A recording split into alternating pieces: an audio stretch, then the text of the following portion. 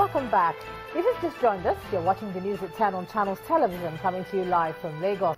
We can now share with you some of those pictures I was talking about earlier. And the first one is from Calabar, the Cross River State capital, showing a bad road. Our Eyewitness reporter wants the government to rehabilitate this road. And the next one is from Nyanya area of the Federal Capital Territory, Abuja.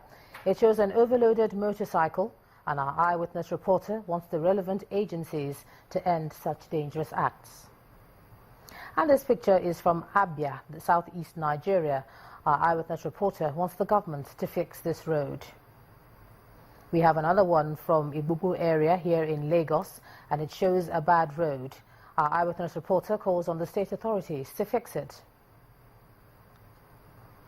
And let's end with this one from the Akme area in Ikeja, the Lagos state capital. It shows a building on fire. Our Eyewitness reporter commends the officials of the State Fire Service for their prompt response. Thanks a lot for all your pictures, and do send us some more. And in the North Central, the Benue state government and the joint labour unions in the state have agreed, among other things, to borrow more money to clear outstanding salary arrears owed workers in the state. The parties arrived at a decision at a town hall meeting convened by Governor Samuel Ortom to inform the unions of the government's decision, as well as the economic realities facing the state. Civil servants in Benue State are already signing up to small-scale businesses and farming activities, following the directive from the state government that workers take advantage of the work-free Fridays to support themselves financially. The food basket state, which accounts for 30% of Nigeria's food production, is now looking inward on how to generate income to manage the affairs of the state, including the payment of salaries. That informed this town hall meeting convened by the governor, Samuel Ortom. It's aimed, among other things, to explain to the civil servants about the challenges facing the state and how to address them. At this point, the meeting went into a closed-door session, after which the NLC chairman emerged with resolutions reached. The situation is pathetic. We are not quite happy with the development, but we know that it is not the fault of government, it is the reality on ground. But they've told us that they are going into for another borrowing in order to at least push the payment. They have received approval for the loan from the central bank again. And so we are hoping that with this approval and the assessment of the fund again, it will push in the effect that the workers are suffering. The governor appreciates the workers for understanding the situation and assures them that government is working round the clock to make them comfortable. It's quite a difficult time for us, but they too, they have understood with me, and they appeal that something should be done. Federal government and state governments are already working on other ways of trying to support this issue of payment of salaries. Payment of salaries has become an issue for many states across the Federation, causing labor and government face-offs. Parleys like this will go a long way in calming frayed nerves and create room for solutions to be found. State governments which have met the conditions for the 90 billion naira budget support proposed by the federal government will start receiving the funds from the next meeting of the Federal Accounts Allocation Committee. So far, only 5 states are said to have completed the process for borrowing from the budget support loan, while 1 state declined. This was announced today by the governor of Akwa Ibom State, Udom Emmanuel, while briefing journalists on the outcome of the National Economic Council meeting presided over by the Vice President. It was reported that 5 states completed the process for borrowing from that budget support loan. So far, it's only 1 state that was reported to have declined that loan. So hopefully, by next statutory allocation meeting, disbursement would start on the budget support facility as proposed from the federal government to state governments to ease at least the current budget issues. Joining me now now to discuss the fresh 90 billion naira loan from the federal government to the states is an economist, Mr. Odilim Enwebara. Thank you so much for joining us on the news at 10. Thank you for having me. Now, from what we know, we have 5 states who have met up with the conditions, and from what we see, there are 22 of such conditions. Do you think the conditions are too stringent? Of course, yes. The conditions are the type of conditions that the IMF actually gives to nations that want to borrow from IMF. But when you look at the conditions, you can agree that meeting the conditions only makes the state that meets it transparent and accountable. It does not make the state actually self-reliant. So when I hear that some states have met the conditions, if you meet the conditions, then you don't need the federal money. What we are trying to say now is that these states must be, besides being accountable and transparent, go inwardly and raise the capital, the money they need. At least they be able to meet their recurrent needs. But if states cannot meet their recurrent needs, it means that the states are borrowing to pay salaries. Then how do you pay back the money? That's the question.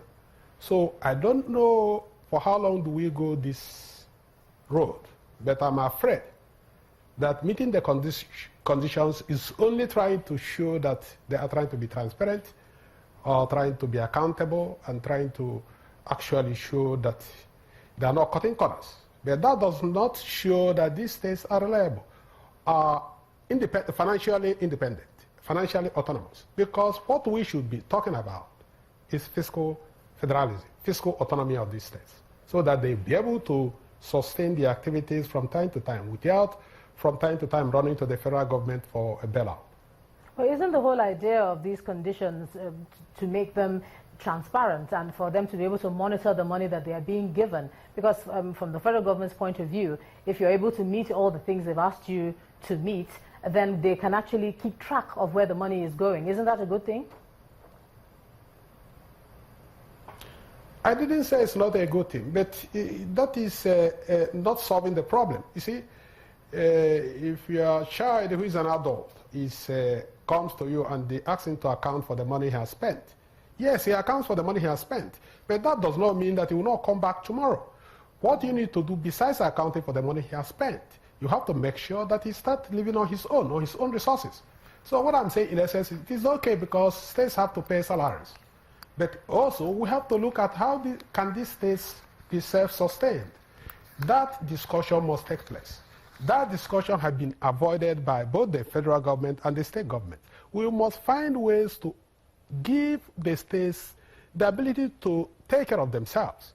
For example, solid minerals that are in exclusive list can now be both exclusive and the inclusive list, so that at the end of the day, the states can leverage on solid minerals. Agriculture is the only thing the states can leverage on. But you discover that agriculture takes a lot of time. So what I'm saying in essence is that it is good because at the end of the day you have to pay salaries. But for how long? That's what I'm saying. For how long do we have to depend on the federal government to pay salaries? So are you saying that the states need to look inwards then? Or what do you recommend if it's not just giving them this particular one to settle workers? What I recommend is this. Federal government should allow states to control their resources at least 50%. This may not happen instantly, but by 2019 and by 2018 or 2019, federal government must allow states to partially control their resources, if not for anything 50%. Now, the VAT that states collect, why not is 50-50, so that states like Lagos will take 50% of their VAT. And so this will make states to actually work hard. But when everybody waits for federal government to meet at fake meeting and everybody shares the money, then this is what you expect. States are viable if they want to work hard, if they want to put on their thinking cap. 99.99% of the states can generate enough revenue to pay their salaries. The problem is that they have lived on federal largesse, and it is difficult for them to move away from that. So what needs to be done a timeline has to be set that by 2019 or 2018, states must take responsibility for the upkeeps. Then the money that comes from the center must be for fiscal, for capital spending. It's no longer going to be for recurrent expenditure. If you set a such deadline, then you see some of these states where they are taking care. All right, thank you so much. And economist Mr. Odilim Enwebara for sharing your thoughts with us on the news at 10 tonight. Well, let's go back to Abuja, but this time let's check in with my colleague Gloria Umezoke. Gloria. Hello, Ijoma. Good to see you and welcome to Abuja, the nation's capital. In what appears to be leading by example to ensure transformation of the power sector, the federal government today promised to pay 78.7 billion naira electricity debts owed distribution companies by ministries, departments and agencies of government. The Minister for Power, Works and Housing, Mr. Babatunde Fashola, announced that the military is already making plans to pay its debt. While speaking at a town hall forum, the minister also spoke on strategies to provide houses for more Nigerians. Our correspondent, Omelogo Nadi, reports. This is the inaugural session of the podium, the town hall forum organized by the Kuka Center to create dialogue between policymakers and Nigerians for greater citizens' participation in governance. Addressing issues cutting across three broad sectors is the Minister of Power, Works and Housing, Mr. Babatunde Fashola, who took up the 78.7 billion naira electricity debts owed distribution companies by the government. We are in the process of winding down those debts. I have written to the debt management office. In fact, I got a response from them just 2 days ago proposing options for winding down those inherited debts, because I think that as government we must lead by example. If we ask people to pay their way, then we must pay for what we use. And I am determined to ensure that we do that. The Ministry of Defense, through the Minister of Defense, is also acting in concert with us, and it's something we hope that hopefully before the end of the year we will wind down all of those debts. Also extensively discussed is the country's rising need for mass housing.